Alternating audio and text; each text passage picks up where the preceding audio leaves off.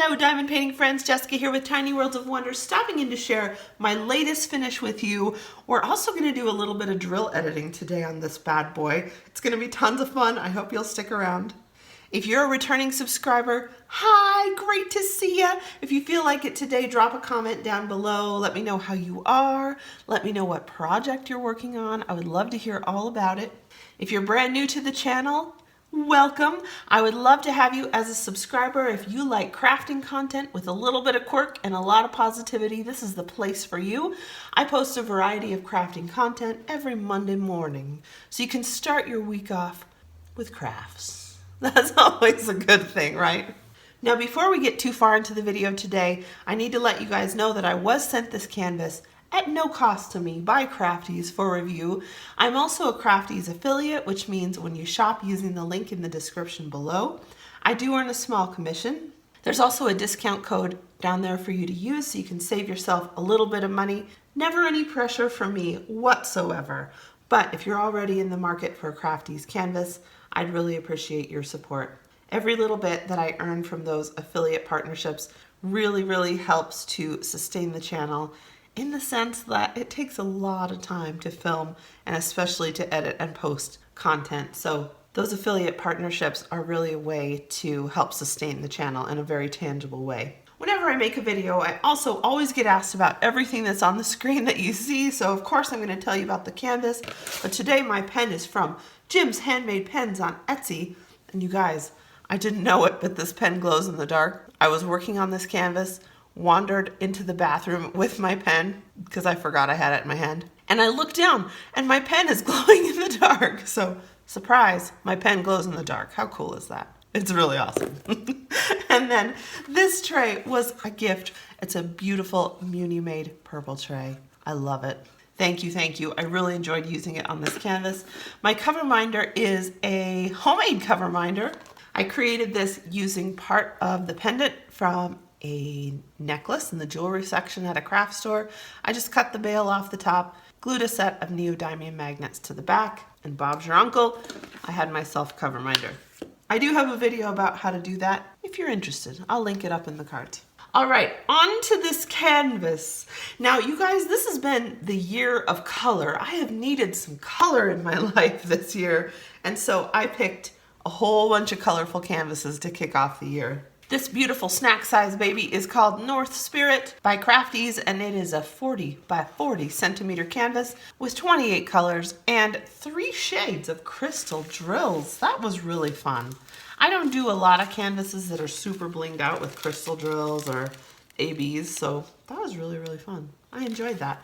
So we had some crystal drills down in my deer's tummy down here, and then up in the Aurora Borealis up here, there's some aqua and some kind of lime green crystals as well. That was a really fun thing to work on. Now, there were so many good things about this canvas that the experience was very enjoyable to do. I find that Crafties has really good quality, both in their paint by number and in their diamond paintings. I really like the canvas fabric. It's nice and stiff. My only tiny downside with it is that it has some sparkle in it.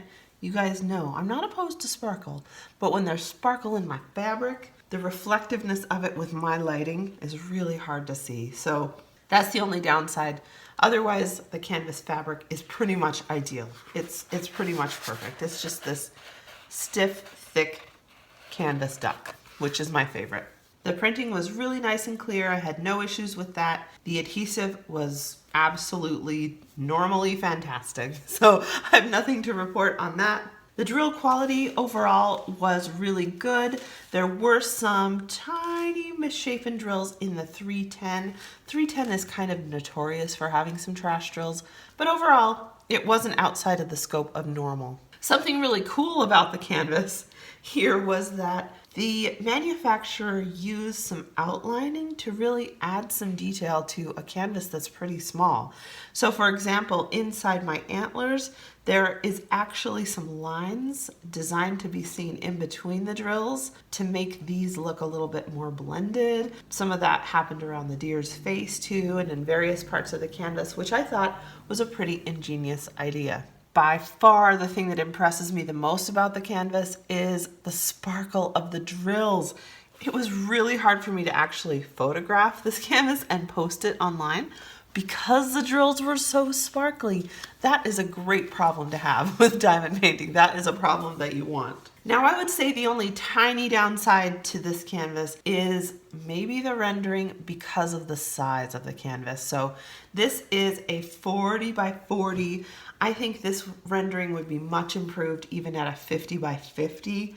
At a 60 by 60, it would be, I think, pretty amazing. We're trying to squeeze a lot of detail into a small size, and when you do that in diamond painting, you do lose some of the detail. I never claim to know exactly a company's process for creating diamond painting design, but if I had to guess, I would say this one is probably computer rendered, just because there is some of what I call artifacting going on in the rendering itself. So I like confetti, which is where you have different colors sprinkled all together to make nice gradient effects.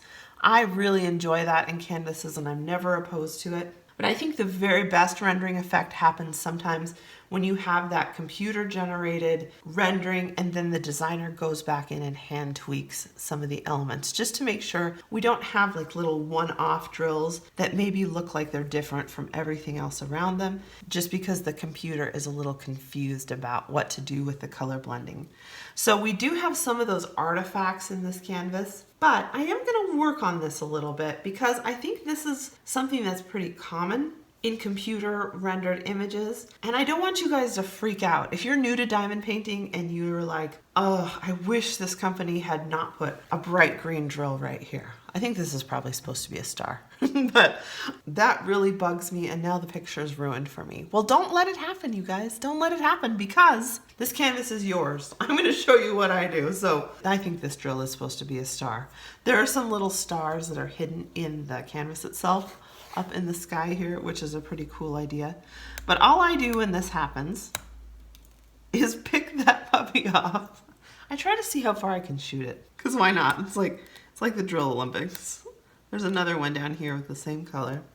Now I always do this at the end because I want to make sure that I have enough drills to finish the canvas before I start messing with the renderings. What I'm going to do is look at the drill color next to this one, either above, below, or right or left, something like that. I'm going to see what color that is. It's a V.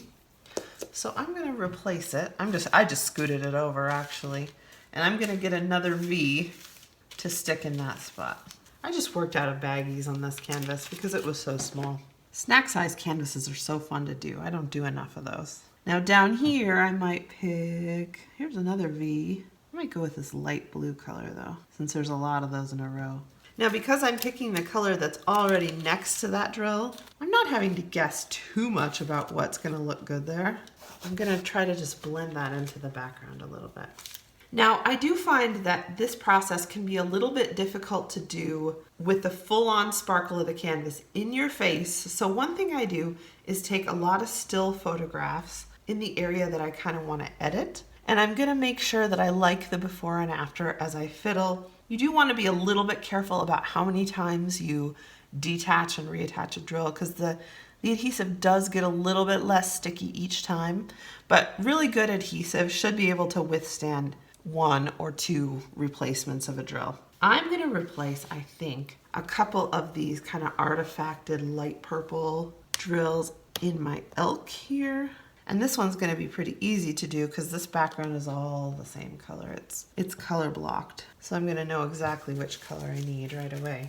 And I might just pour myself a few of these out because I might need those. Now I'm not going to replace every bit of confetti, every bit of scattering on this with a solid color because I don't want to lose the nuance of the image either. I'm just going to reduce sort of some of the haphazard effect that can come from computer renderings where you have kind of one here and one there. I'm going to err on the less is more side and see how I like that first, and then if I want to swap some more out, I can. These down here have been bugging me the whole time I worked on the canvas, so you guys can tell. I knew exactly which ones I was going to go for here. So all I did here was just pick out the offending drills with my pen or with some tweezers, and I'm going to actually replace that with the color right next to it. In a place like this, I could choose to do the blue or the purple, whichever I think might look better. In this case, I'll probably do the blue. I'll probably just stick with blue and see how that goes. All right, so there's my deer, a little bit edited up.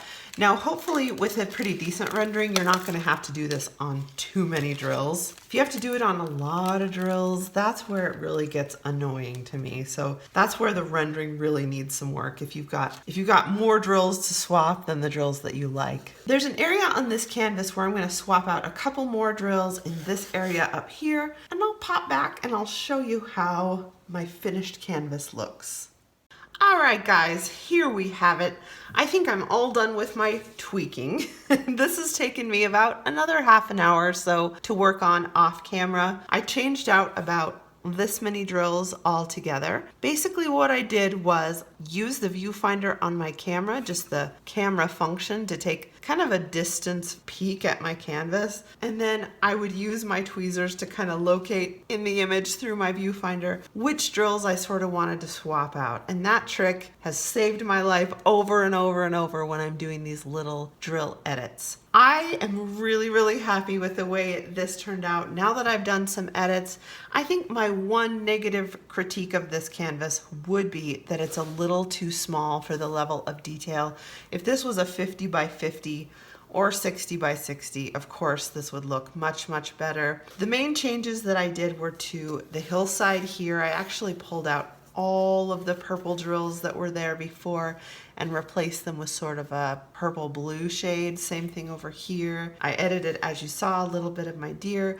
I maybe only swapped out 2 or 3 drills in the sky up here. The main bulk of what I did was over on this side of the rendering. So overall, the quality of the canvas was exceptional. The only issue I have whatsoever is with those little rendering tweaks that needed to happen, I think, to make this image a little bit less scattered in the confetti. Problems with confetti can arise when our gradients use too big a color shift too quickly, and that more often happens when you're trying to condense a lot of detail into a small size. So I hope you guys have enjoyed seeing this finish today. I really enjoyed working on it.